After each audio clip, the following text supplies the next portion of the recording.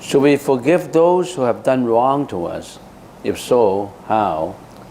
So, for those who have done wrong to you, it's already a history of the past who have done wrong to you. And I'm sure at this point you have the ability to discern and to defend yourself if that kind of wrong is still being imposed on you. I'm sure you have the ability to avoid it. You have the ability to reject it. So, but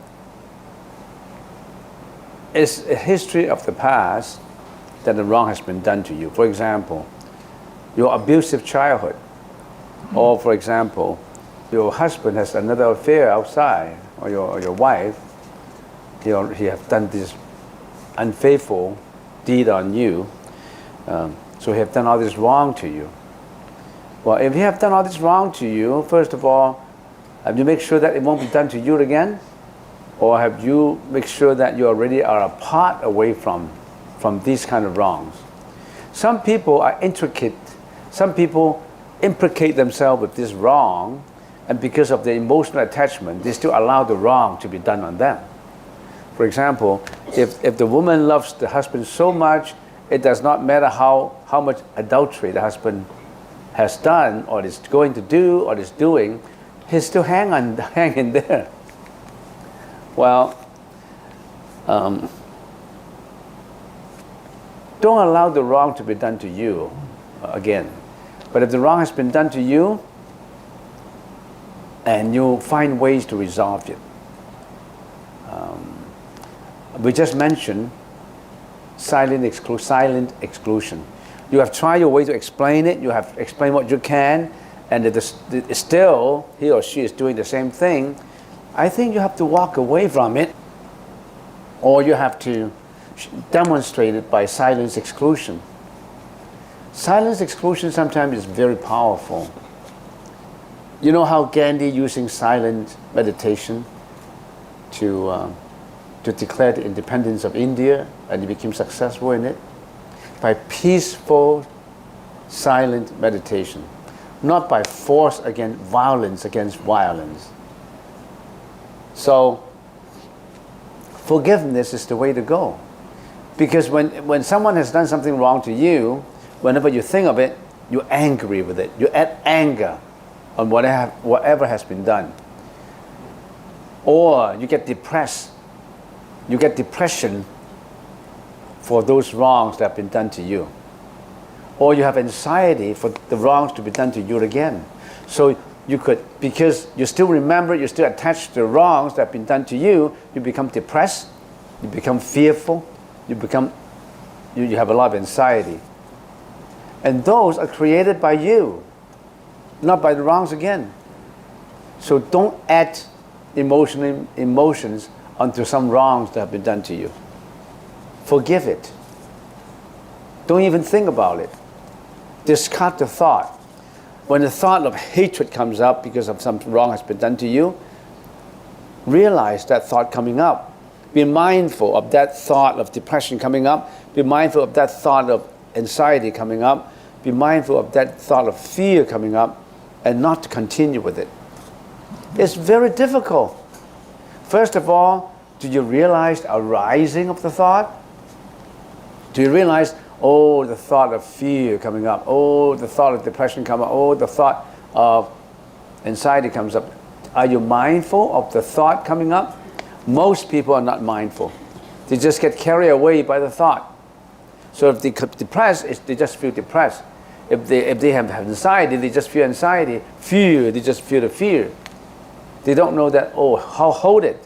This is a thought of fear coming up.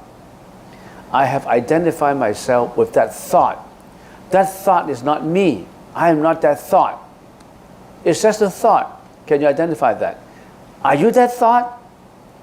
That thought comes up in you, but you are not that thought.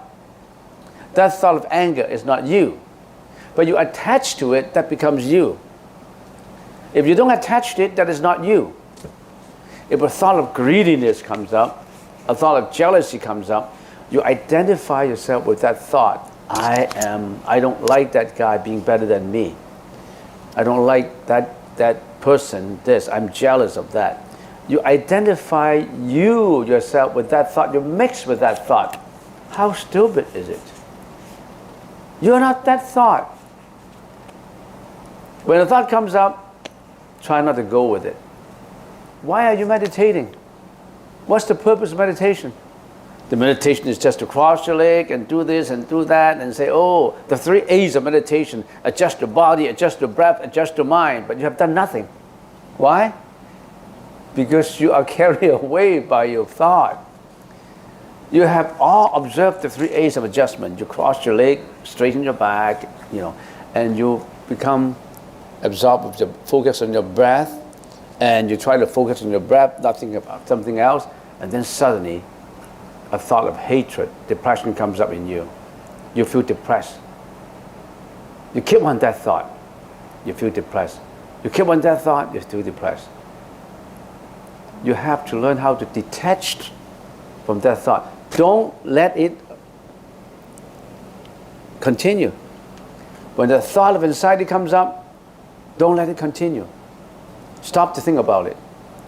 Don't let it continue. No second thought. No third thought. You have identified yourself with that thought continuously, and you have been habitually doing it for all your life. Isn't it enough? That's enough. No more. Don't be a fool. Don't fool yourself. You have to separate yourself from that thought, because that thought is not you. Don't identify yourself with it. It's difficult. Why are we learning meditation? We must be mindful of every thought comes up. You know why you have to train yourself? My focus is in here. All of a sudden, my focus is gone. I lose my breath focus. And then I thought about yesterday. My son called me, and he said a lot of things I don't like. He's not studying. He called me crazy. I hated him. I supported him, but he's not listening to me. I hated it. All this hatred, all this thought comes up. You continue. Meditation is to watch it. You are like a mountain. When a black cloud comes by, here comes the black cloud. I watched it. A black cloud come. Let it go. I don't get carried away with it. I don't go with it. I don't allow it to stay. I am not that thought. Can you do that? When a thought comes up of hatred because that person has done wrong to me, I'm not going to allow that hatred to continue. I forgive it. Forgiveness is to let go of it. And if you can't do it, other than forgiving, there's another method that you can do. Compassion. Why did he do that to me? Because of all these causes coming up that led him to do this tragedy to me. And all these causes, am I responsible for those causes? Is it because somehow in previous life that I've done the same thing to him or to her? That's the reason why it recurs back to me. So maybe it's the result of what I have done and not what he has done. So I have to be responsible for it. Now, I don't want to think about it. I don't want to cultivate any bad causes that will lead to similar things like that. I want to be a volunteer. I want to give my love or compassion to other unfortunate people. So I want to change my hatred into forgiveness, and forgiveness into love, into compassion. Can you do that? Detachment, letting go of it. Yeah. But letting go is not that easy. You have to learn, because you have so many things to let go. Because I have so many emotions. I have to let go of my anxiety, my fear. I have to let go of my jealousy. I have to let go of my hatred. I have to let go of many things that I have to let go. I want to buy a house. I desperately want to buy a house because that shows my status. I have worked up to 10 years, I haven't bought a house, I want a house, I want a house, to show my status, to show that I'm good, I want money. You have all those thoughts, one way or another, which can be classified into many, many emotional categories. And when it comes up, you have to let it go. But before letting it go, you have to strengthen yourself in watching the thought when it comes up. That's why what we're watching now, we're watching our breath. We train ourselves to watch our breath, and when watching the breath is so strong, you train yourself so strong that you watch, you know every breath, then you know every thought that comes up. Good thought, bad thought, neutral thought. This is just a tool, not an end. This is just a tool to train you.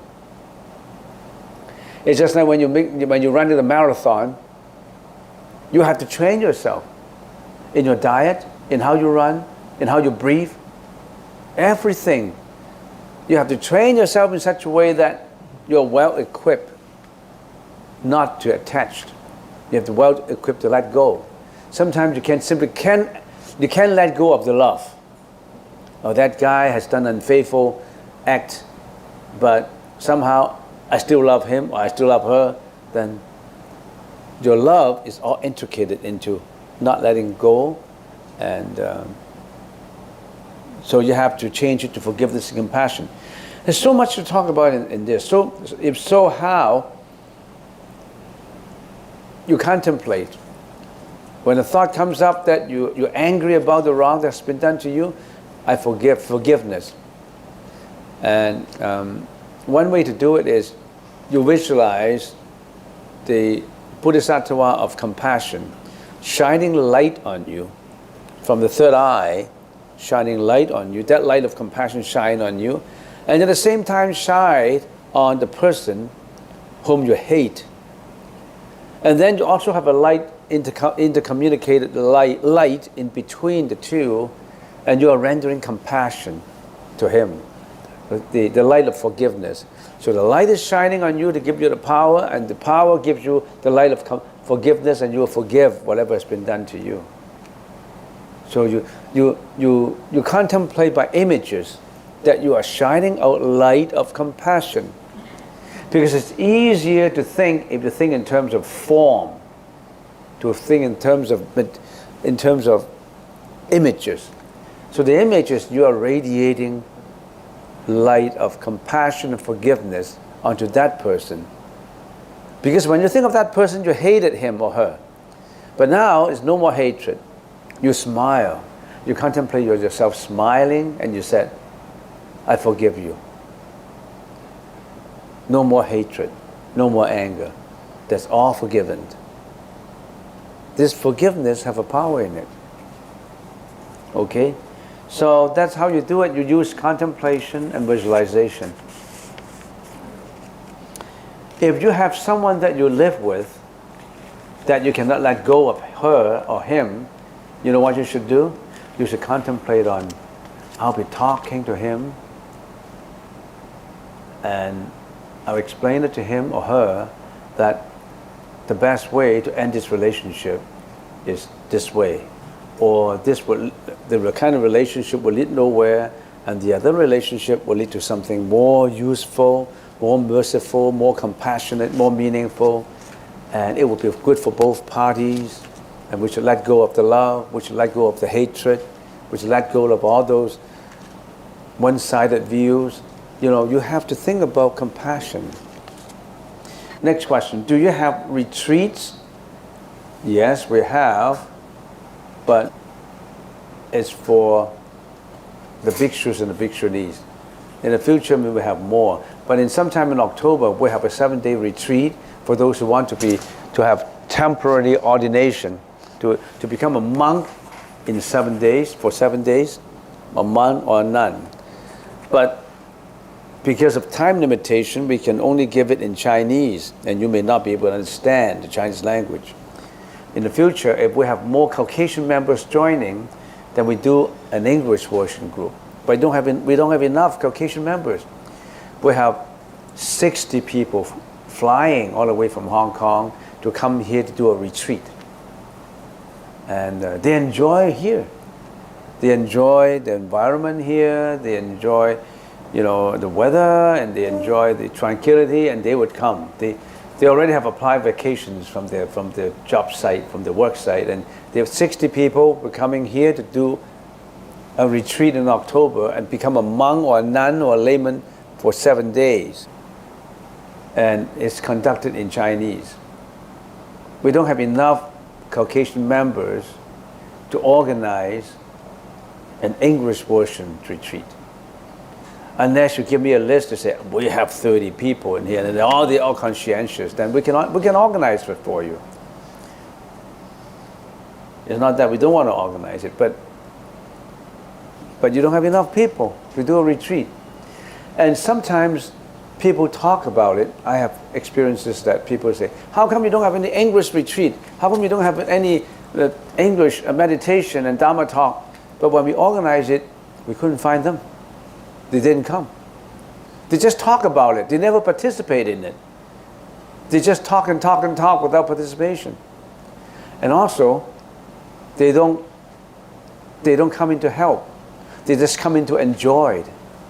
They come to enjoy the food, the surrounding, and if you say, oh, can you help and to cook? No, I don't know how to cook. Can you clean? Can you be a volunteer to clean up the beddings, to clean up, to do washing, the toilet and all that? No, I come here to retreat. I don't come here to be a laborer.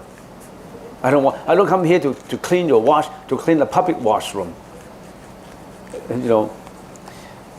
So the way we train our monks and nuns sometimes is to clean public washrooms. And we have a monk in here who cleaned 9 months in the public washroom. He's probably meditating. He didn't know what I'm talking about. He spent 9 months in cleaning the public washroom.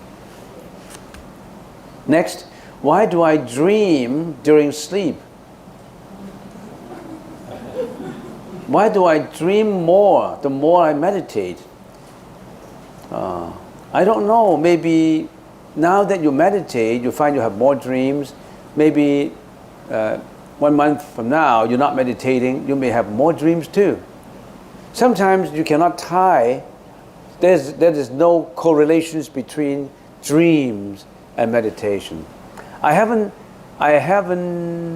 read and I haven't heard of a survey group or scientific research of a correlation between dream and meditation. I haven't. So I don't know why you have more dreams the more you meditate.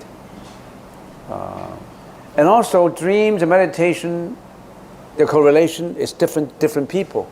Some people tell me, since I meditate, I don't have any dream. But you say, since I meditate, I have a lot of dreams. So I don't know who is, why. Everyone is different. Everyone's brain is different. Don't be so superstitious about dream. The dream is so multifaceted, so incredible, so unimaginable. It beats the wildest imagination in dream. And don't try to relate your dream to a prediction of the future. You may be wrong. And if you're wrong or right, so it's just chances, probability chances that it's wrong, could be right. So why are you always believing a dream? But I can tell you there's a saying by senior monks in China. The wise person has not many dreams. We are in a big dream right now at this moment. You and I, our life is nothing but a dream. What's the definition of a dream? Impermanent, fleeting, insubstantial, fake, not true. Isn't life contain all those elements? Isn't life impermanent? Isn't life changing all the time? We are in a big dream. What's the meaning of Buddha? The awakened one. The Buddha never said, I am God. I'm the creator. The Buddha only said, I have awakened from the dream. And I'm going to tell you how to be awakened from the dream. When you awaken from a dream, you know what I mean. Then you're out of samsara. We are all in a dream. Do you believe that we are all in a dream? Because our life contains the elements of a dream. It's not true. It's short. Like life is changing. It has the wildest imagination. All those who have done. Isn't all we have done, has the wildest imaginations and possibilities in it. So, I don't know how you can correlate dream with meditation.